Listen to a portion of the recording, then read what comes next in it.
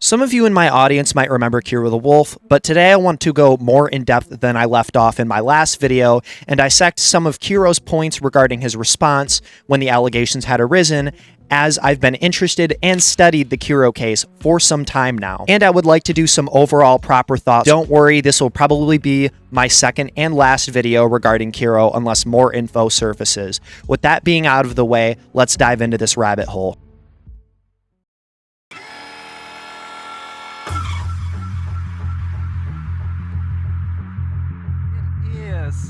I've played with 2 pups so far. To which 𝗧𝗵𝗲 responds, Ooh, story time, heart emoji. Kero writes, 𝗏𝗏𝗏𝗏, they were just my dogs growing up. I only fingered their throats and put my pinky up their butts. There's very damning evidence against him. Like, if I'm being completely honest with you guys about my feelings on this situation, I think the dude's guilty.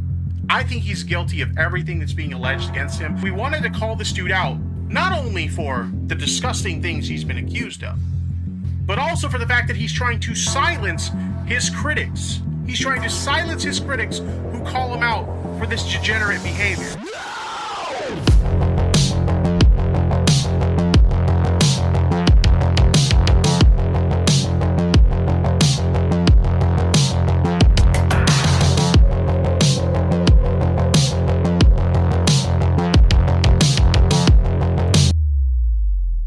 Joshua Hoffman, or more better known online as 𝗕𝗰𝗵𝗏, is a well-known furry and YouTuber who would begin making content in July 7th, 2013.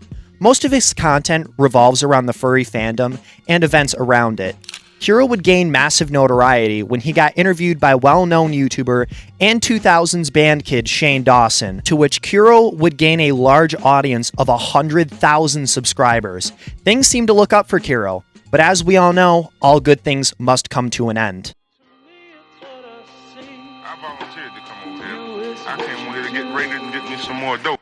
On September of 2018, a Twitter account by the name of 𝗏𝗏𝗏𝗏, or more better known as zoodonym, would post a now deleted tweet of a link to a Telegram channel called zoosadism Evidence.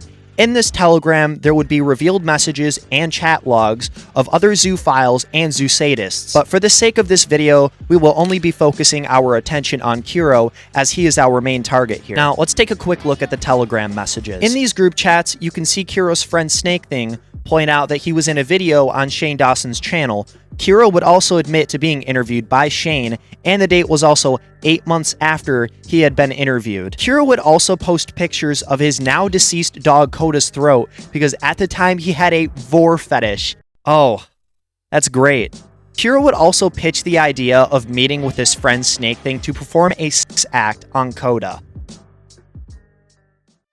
Following the leaks of these group chats and Telegram messages, Kero would delete his Telegram account in an attempt to distance himself from the allegations.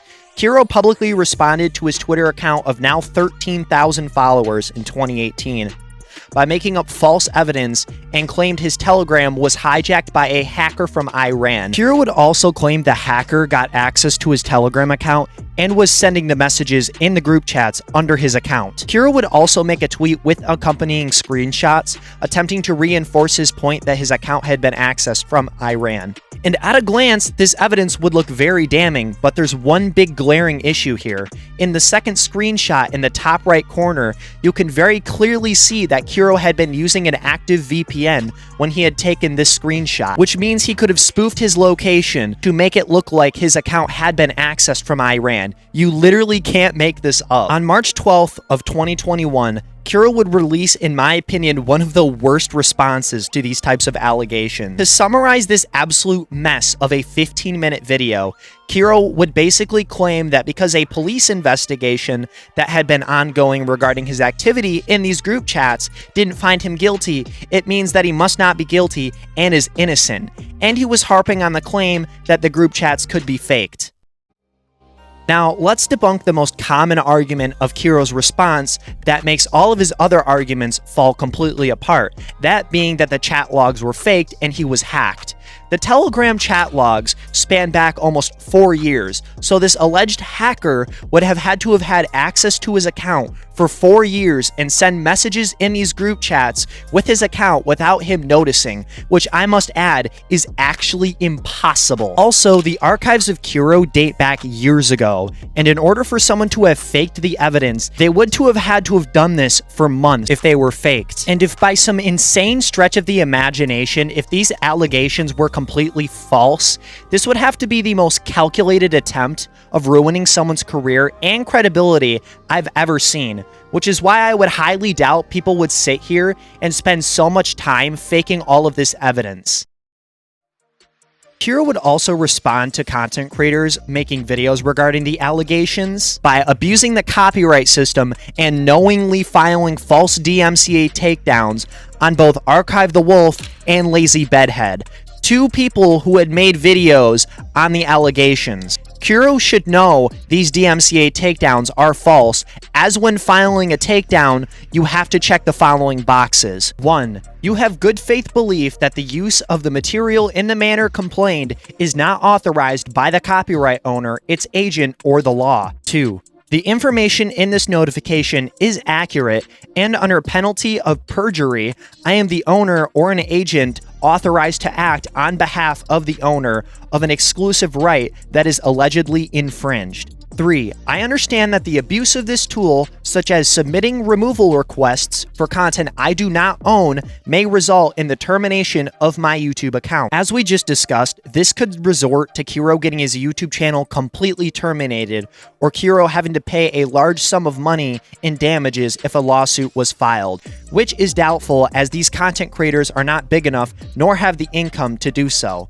These videos made on Kero were very obviously fair use, as 𝗧𝗵𝗵𝗏𝗏𝗏's and 𝗪𝗪𝗏𝗏𝗏𝗏's videos had editing and commentary that changed the work into their own. The fact that Kero filed these false copyright strikes could put him at the risk of losing his platform, and to be honest with you, I'm perfectly okay with that. In conclusion, with the massive amount of archives and evidence to back up the allegations regarding Kero, I think it's easy to say that we can conclude that Kero is a guilty animal-abusing freak, as his response that we previously discussed was weak and the evidence that Kero presented was easy to tear apart, coupled with the fact that he abused copyright to silence creators who talked about the allegations, which only further ruined his credibility in the public eye. With all of that being said, this has been 𝗕𝗰𝗀𝗏𝗏𝗏, and thank you all for watching. See ya.